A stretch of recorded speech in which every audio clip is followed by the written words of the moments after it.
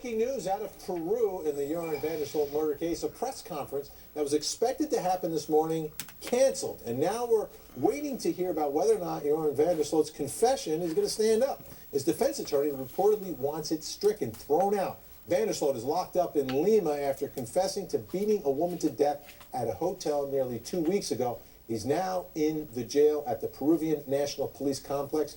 His legal troubles don't stop there. Sloot also accused of extortion here in the United States related to the Natalie Holloway disappearance in Aruba 5 years ago. In session correspondent Gene Casares is in Lima, Peru, where Sloot is being held. Gene, first of all, why was the press conference canceled?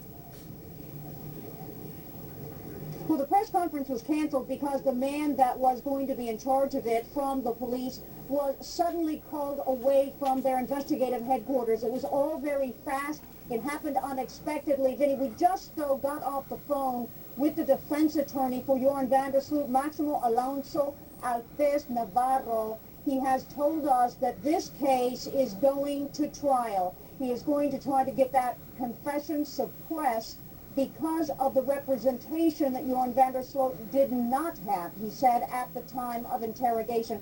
We want to tell everybody that this morning at the National Peruvian Police headquarters, we were expecting that press conference, but all of a sudden, all of the media began to gather around the exit area to the building.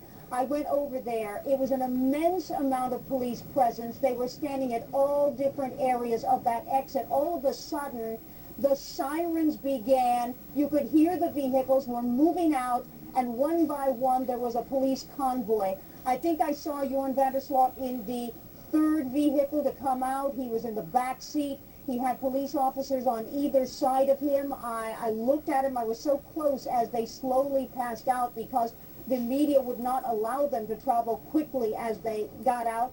He seemed calm. He did not seem anything except maybe pensive, an expression that we've seen so many times on television. But that convoy immediately went to the public ministry's office. Now, by United States standards, that is the prosecutor's office. And it's really a formality now because the prosecution has the case. They have been given the investigative report that police have been putting together all week. It is in their hands now. From that point, we believe that he's going to be transferred to, over my shoulder, it is Palacio de Justicia, the Justice Palace. That is where Joran, we believe, will be taken following that. This is where the judges are, but it is a judge that will determine where he will go beyond that. We are hearing that it may be a prison by the name of Castro. That is where he may be transferred to, and that's right, I said prison, because it is included there people that have been convicted of crimes and people that are going forward in the legal process. So, Benny, I've got a lot to tell you about what his attorney told to us just minutes ago. All right, so, Gene, what did the attorney tell you? Well, he went on to say that when Joran had that confession before police authorities, that he actually did have an attorney with him. It was a public defender. But he said that attorney was the buddy, and that's how he termed it, buddy of police. And so it was not adequate representation, that this person did not adequately represent his rights. And furthermore, that Joran didn't consent or agree to having this particular attorney there.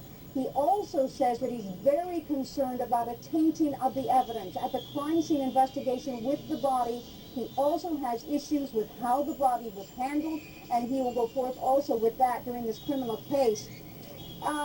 He said that he has just gotten off the phone with the director of jails because he's very concerned for Joran's safety when he does finally go to that facility, which it is believed it may be as early as today. And the director of jails has confirmed with him that although it will be a maximum security prison, he will be put with low-level offenders and that he will be much safer than put in general population. Gene Casares, great information. Thanks so much, live in Lima, Peru. We're keeping a close eye on that developing story, obviously, folks, and looking ahead